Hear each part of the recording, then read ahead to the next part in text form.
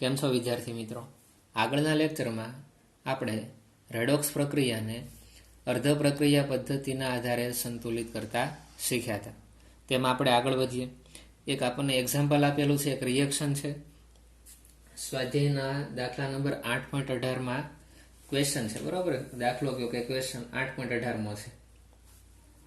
એ question છે એક આ પ્રકારનો છે કે MnO4 -1 પ્લસ SO2 એમાંથી Mn+2 અને HSO4 -1 બને છે.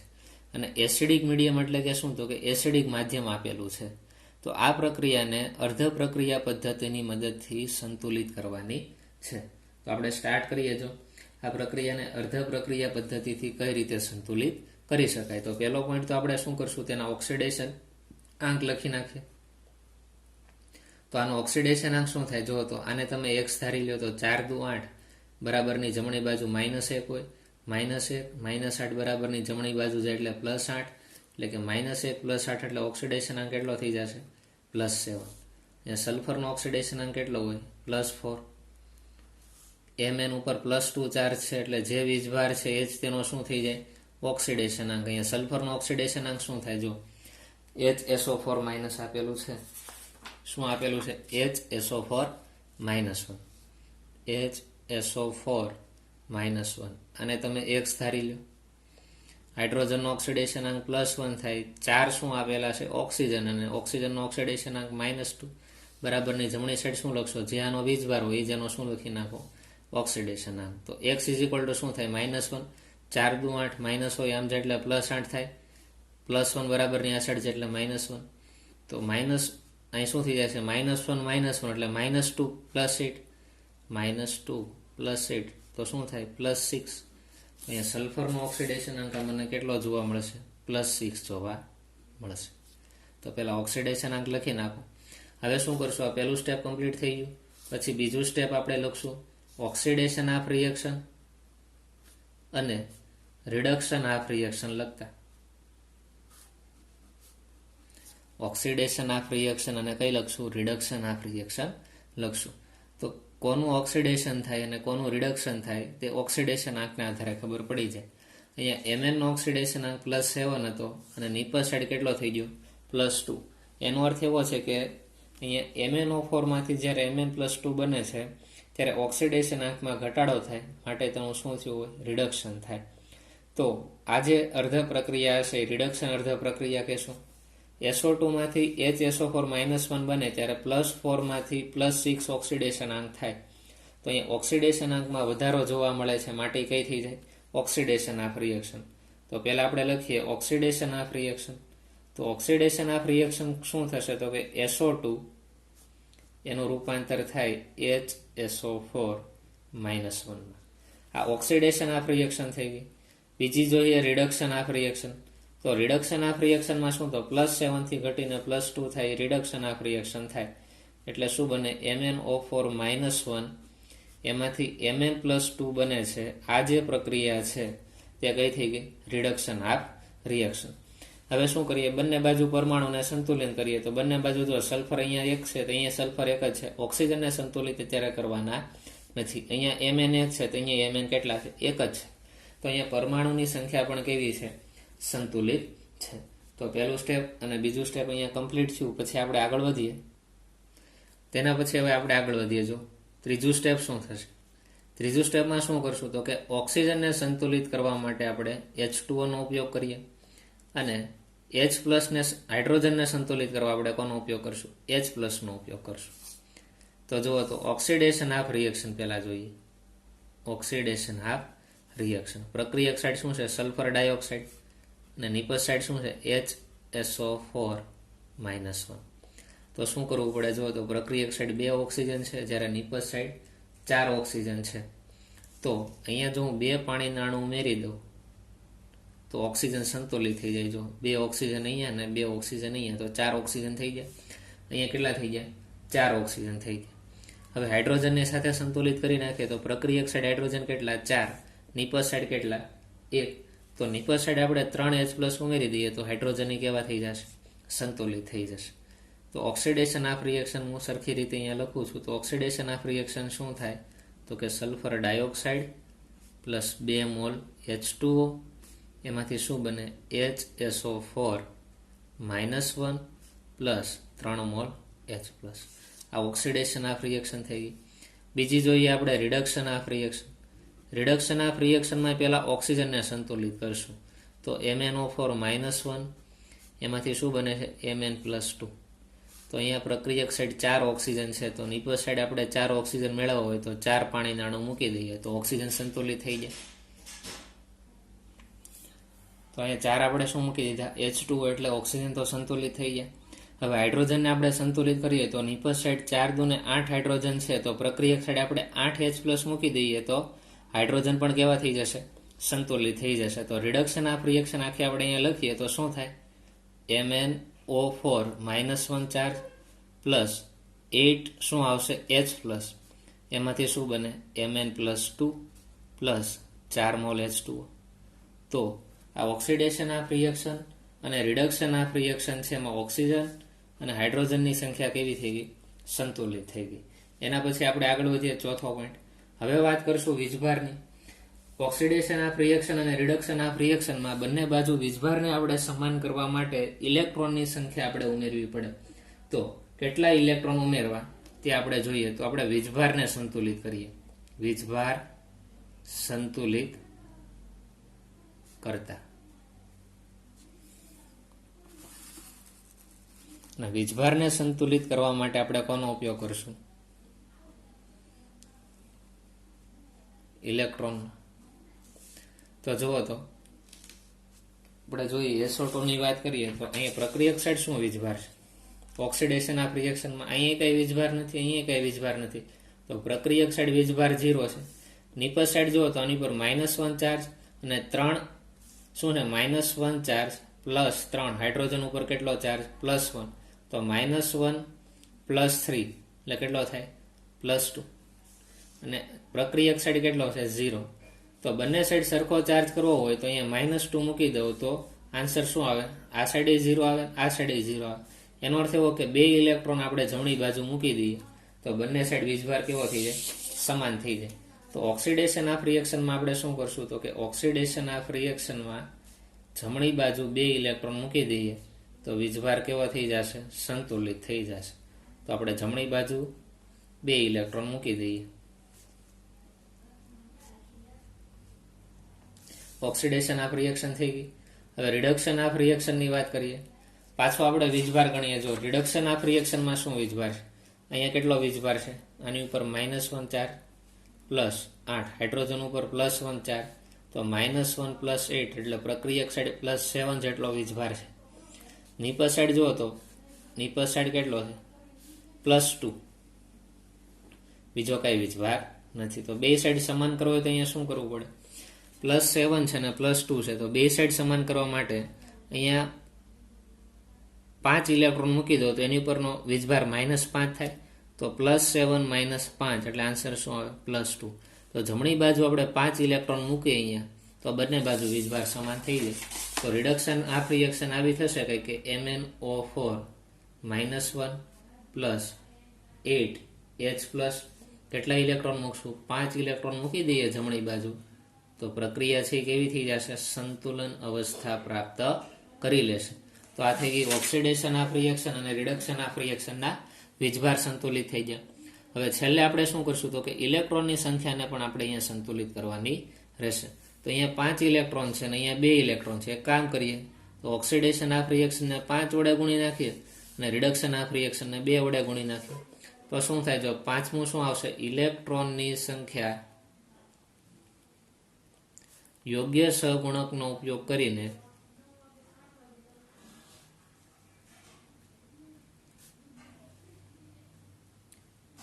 શું કરશું સંતુલિત કરતા.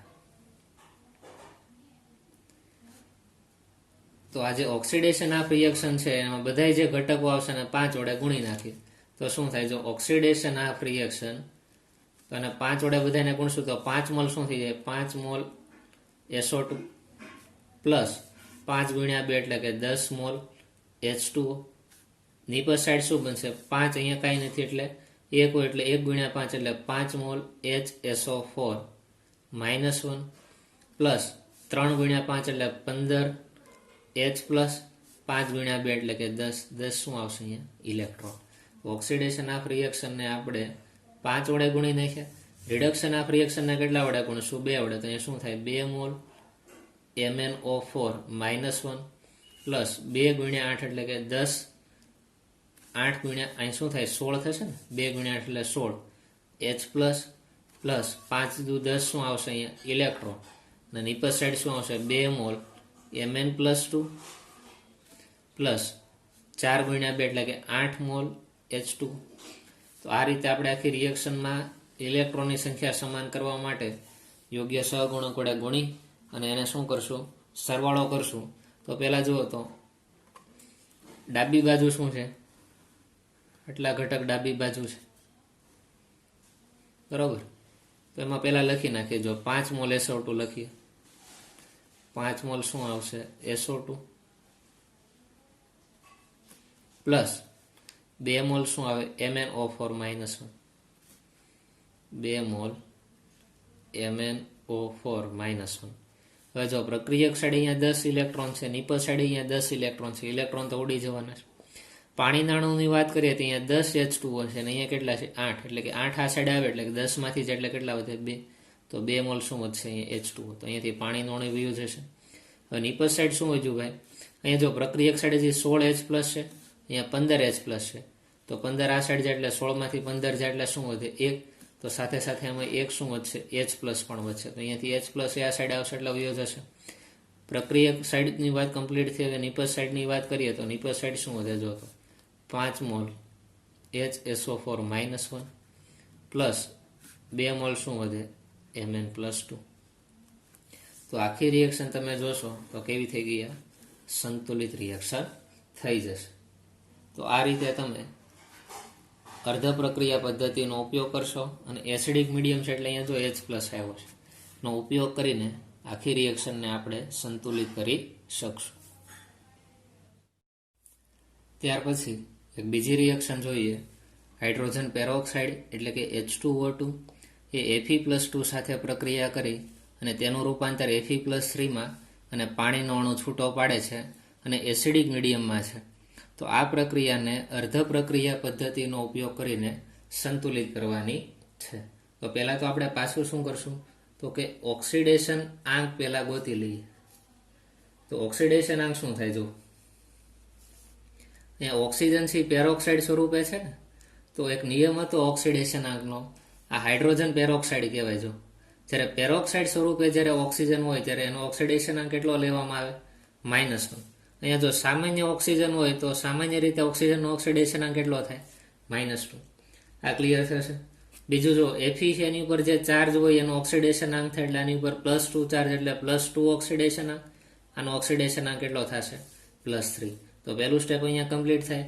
બીજું સ્ટેપ આવશે ઓક્સિડેશન ઓફ રિએક્શન અને રિડક્શન ઓફ રિએક્શન લખો. તો ઓક્સિડેશન ઓફ રિએક્શન એટલે કે કઈ હશે? તો કે ઓક્સિડેશન આંકમાં વધારો થાય એ રિએક્શનને આપણે ઓક્સિડેશન ઓફ રિએક્શન કહેશું. તો જો તો ઓક્સિડેશન આંક +2 થી વધીને +3 થઈ ગયો તો આપણે એ રિએક્શનને શું કહેશું? Oxidation of reaction. તો +2 Fe+2 માંથી શું બન્યું? Fe+3. બીજું જોઈએ આપણે રિડક્શન ઓફ રિએક્શન. તો રિડક્શન ઓફ રિએક્શનમાં શું થાય? તો કે ઓક્સિડેશન આંકમાં ઘટાડો. તો -1 થી -2 થયો એટલે ઘટાડો જ થયો. તો શું થયું? તો કે H2O2 માંથી H2O બને. આ રિડક્શન ઓફ રિએક્શન થઈ. તો આ બીજું સ્ટેપ કમ્પ્લીટ થઈ ગયો. હવે આપણે શું કરશું? સંતુલન કરવું પડશે. શું કરશું આપણે? ઓક્સિજનના પરમાણુનું સંતુલન કરી નાખીએ. જો ઓક્સિજનના પરમાણુનું સંતુલન કરવા માટે આપણે શું કરવું પડે જોઈએ. તો oxidation of reaction side oxygen તો કે છે ને, તો આમાં કઈ ઓક્સિજન કે હાઇડ્રોજનને સંતુલન કરવાના નથી. જ્યારે રિડક્શન ઓફ રિએક્શનમાં જોશું તો અહીંયા 2 ઓક્સિજન છે અને અહીંયા કેટલો છે? 1 જ છે. તો પહેલા આપણે એને સંતુલિત કરી નાખીએ. તો ત્રીજું સ્ટેપ આવશે. શું કરશું? સંતુલન કરો. શું કરવા પડે છે? સંતુલિત કરવા પડે. તો ઓક્સિડેશન ઓફ રિએક્શનની વાત કરતા હોઈએ તો એમાં તો સંતુલન છે જ તે. જો પ્રક્રિયક સાઈડ Fe 1 જ છે, નિપજ સાઈડ Fe કેટલા છે? 1 જ છે. તો તેને કંઈ સંતુલિત કરવાની જરૂર રહેતી નથી. પણ રિડક્શન ઓફ રિએક્શનમાં H2O2 છે, નિપજ સાઈડ આપણે શું લખવું પડશે? 1 જ ઓક્સિજન છે 2 કરવા માટે આપણે 2H2O લખવા પડશે. તો જુઓ તો પ્રક્રિયક સાઈડ 2 ઓક્સિજન થઈ ગયા, નિપજ સાઈડ કેટલા ઓક્સિજન થઈ ગયા? 2 ઓક્સિજન થઈ ગયા. હવે એસિડિક મીડિયમમાં છે તો હાઇડ્રોજનને આપણે સંતુલિત કરવા પડે. પ્રક્રિયક સાઈડ હાઇડ્રોજન કેટલા છે? અહીંયા 2, અહીંયા કેટલા છે? 4. તો હવે હાઇડ્રોજનને સંતુલિત કરીએ, બરોબર. હાઇડ્રોજનને સંતુલિત કરવા માટે કોનો ઉપયોગ કરશું? H+નો. તો અહીંયા હાઇડ્રોજનને સંતુલિત કરીએ તો અહીંયા કેટલા H+ મૂકી દઈએ? 2H+ તમે મૂકી દો તો જુઓ તો 2 હાઇડ્રોજન અહીંયા અને 2 અહીંયા, એટલે ટોટલ 4. અહીંયા કેટલા થઈ ગયા? 4. તો આ રીતે આપણે હાઇડ્રોજનને પણ સંતુલિત કરી નાખશું. તો આખી રિએક્શન આ રીતે થાય કે ઓક્સિડેશન ઓફ રિએક્શનમાં તો કંઈ ફેર નથી થવાનો. Fe+2નું રૂપાંતર કેમાં થશે? Fe+3માં. જ્યારે રિડક્શન ઓફ રિએક્શનની વાત કરીએ તો શું થાય? તો કે H2O2 2 મોલ H+, એમાંથી શું બનશે? 2 મોલ H2. તો આ રીતે ઓક્સિજન અને હાઇડ્રોજનને આપણે કેવા કરી નાખ્યા? સંતુલિત કરી નાખ્યા. હવે ચોથો પોઈન્ટ આપણે લેશું એ વીજભારનો લેશું. તો જુઓ તો વીજભારને સંતુલિત કરવાના છે હવે, અને એના માટે આપણે કોનો ઉપયોગ કરશું? તો કે ઇલેક્ટ્રોનનો ઉપયોગ કરીને સંતુલિત કરશું. તો અહીંયા વીજભાર કેટલો છે? +2. અહીંયા વીજભાર કેટલો છે? +3. બંને સાઈડ સેમ કરવો હોય, અહીંયા +2 છે, અહીંયા +3, એટલે એક વધારે છે, એટલે એક ઓછો કરવો પડે. તો અહીંયા આપણે એક ઇલેક્ટ્રોન ઉમેરી દઈએ એટલે કે એક ઋણ વીજભાર વધે, એટલે કે +3 -1 એટલે +2 થઈ જાય. તો ઓક્સિડેશન ઓફ રિએક્શનમાં એક ઇલેક્ટ્રોન તમે મૂકી દો, બરોબર. કઈ બાજુ મૂકશો? તો કે નિપજ બાજુ. તો બંને બાજુ શું થશે? તો કે વીજભાર સંતુલિત થઈ જાય. જો પ્રક્રિયક સાઈડ કેટલો વીજભાર? +2, નિપજ સાઈડ +3 પ્લસ ઇલેક્ટ્રોનનો કેવો હોય? -1, એટલે +3 -1 એટલે કેટલો થાય? +2. તો જો તો બંને સાઈડ +2 આવી જાય. Oxidation of reaction complete. Reduction of રિએક્શનની વાત કરીએ, વીજભાર જોઈએ તો પ્રક્રિયક સાઈડ કેટલો છે? +2, નિપજ સાઈડ કેટલો છે? 0. તો આની અંદર આપણે જો -2 એટલે કે 2 ઇલેક્ટ્રોન ઉમેરી દઈએ, જેનો વીજભાર માઇનસ હોય, તો શું થઈ જાય? 0 થઈ જાય. તો રિડક્શન ઓફ રિએક્શનમાં શું કરાય? તો કે પ્રક્રિયક સાઈડ 2 ઇલેક્ટ્રોન આપણે ઉમેરી દઈએ તો બંને સાઈડ વીજભાર કેવો થઈ જશે? સરખો થઈ જશે. તો આપણે શું કર્યું? તો કે અહીંયા નિપજ સાઈડ 1 ઇલેક્ટ્રોન ઉમેર્યો, જ્યારે પ્રક્રિયક સાઈડ કેટલા ઇલેક્ટ્રોન ઉમેરી દીધા? 2 ઇલેક્ટ્રોન ઉમેરી દીધા. તો આપણે અહીંયા લખી નાખીએ. જો ઓક્સિડેશન ઓફ રિએક્શન સરખી રીતે લખીએ, શું થશે? જુઓ તો ઓક્સિડેશન ઓફ રિએક્શન થાય Fe+2, એમાંથી શું બને? તો કે Fe+3, અને કેટલા ઇલેક્ટ્રોન છે? 1 ઇલેક્ટ્રોન. રિડક્શન ઓફ રિએક્શનની વાત કરીએ તો શું છે? H2O2, એમાંથી એક કામ કરીએ, સાથે સાથે ઇલેક્ટ્રોનને સંતુલિત કરી નાખીએ. જો અહીંયા 1 ઇલેક્ટ્રોન છે, અહીંયા કેટલા ઇલેક્ટ્રોન છે? 2. તો આને આપણે 2 વડે ગુણી નાખીએ ઓક્સિડેશન ઓફ રિએક્શન, અને આને કેટલા વડે ગુણીએ? 1 વડે ગુણીએ તો સંતુલિત થઈ જાય. તો ઓક્સિડેશન ઓફ રિએક્શનને 2 વડે ગુણીએ તો અહીંયા બધી બાજુમાં કેટલા લખવા પડશે? 2. રિડક્શન ઓફ રિએક્શનને 1 વડે જ ગુણવાના છે. તો H2O2 પ્લસ શું છે?